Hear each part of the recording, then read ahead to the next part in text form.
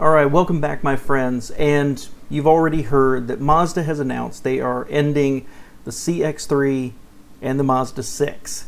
This is not exactly breaking news, but I wanted to do a quick video just as a little ode to one of the best mid-sized cars out there.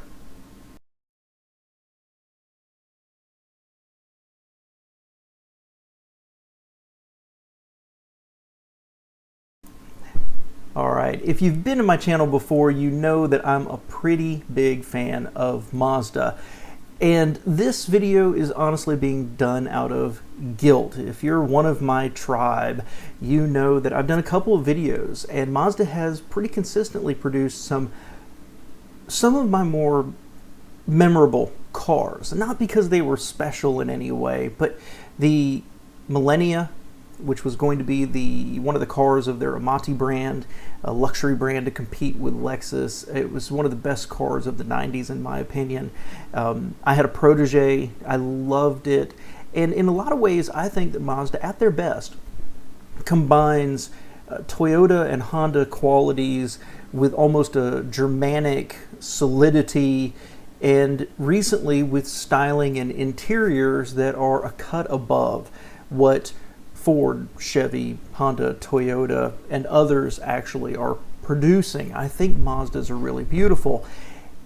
And this video is a little bit of a guilt for me, because they never make my short list. I did a whole video about what does Mazda have to do to actually succeed, right? No matter what they do, no matter how good they do, they never seem to have these big victories. While Hyundai and Kia are just this onslaught of momentum right now of new engines, hybrid technology, and revised styling, and new interiors, and on and on and on and on and on. And so it's not a big surprise that Mazda canceled these two products. The first is the CX3. It was a little long in the tooth, and Mazda had released the CX30, which is very equivalent in terms of size and price. But the CX30 is based on the Mazda 3, which is an excellent small car. The CX3 was based on the old Mazda 2. So, smaller inside, and if you drive them back to back, the CX3 just didn't have that sense of solidity that you get with the CX30. Not a big surprise there. Mazda is not, again, I hate to keep picking on them, but they're not Kia.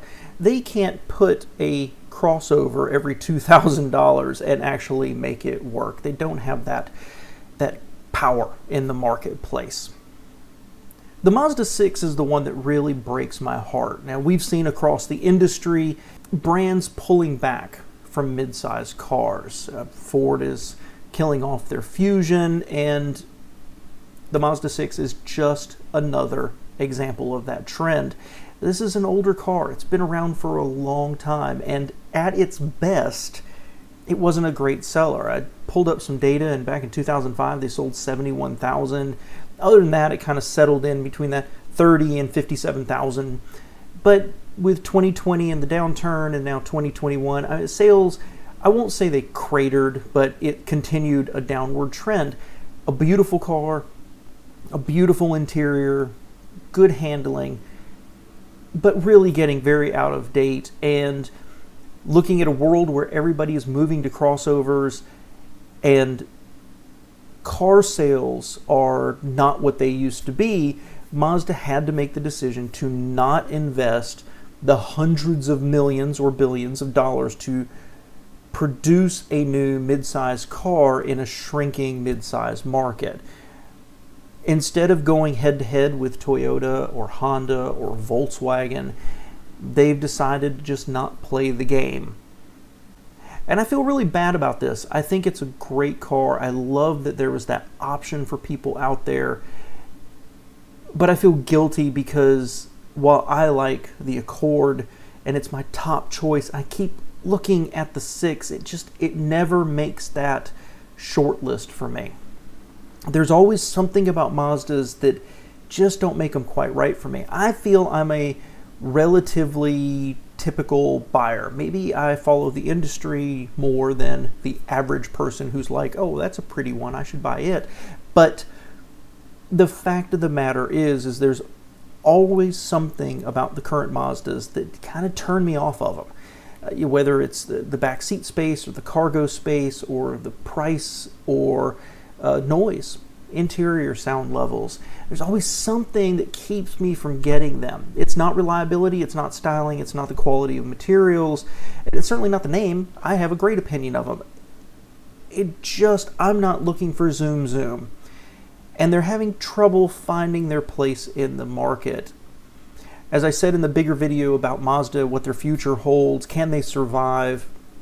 You know, they seem to be holding very steady in sales, not really growing, but not really losing anything. And I think with a changing environment, with changing engines, fuel choices, move to EV, I do continue to hold that I think Mazda needs to merge with a bigger company, not just their partnership with Toyota, their manufacturing relationship with Toyota, but I really think Mazda needs to merge with a much bigger company.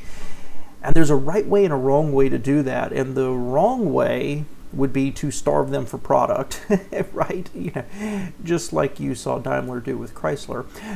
The better way would be have a big company with huge pockets, right, that can fund Mazda and their development while Mazda teaches them excellent manufacturing. That's why I think it should be a Chinese company. And I just look at this news and the end of the 6 and just a little bit of my heart breaks that I was not one buyer that helped keep that car alive in a changing world, in a changing automotive landscape. So this is my little ode to Mazda and the 6 specifically. Never really liked the CX3 too much. I hate to see it go, but I absolutely understand Mazda's reasonings and rationale for it. And what will be interesting is, do they rename the CX30 as the CX3 in the future to kind of keep their naming nomenclature? And are they truly withdrawing from the auto market, or are they got something planned for the future? It'd be interesting to see what they come up with. So let me know your thoughts and any memories of the 6 below. Thanks.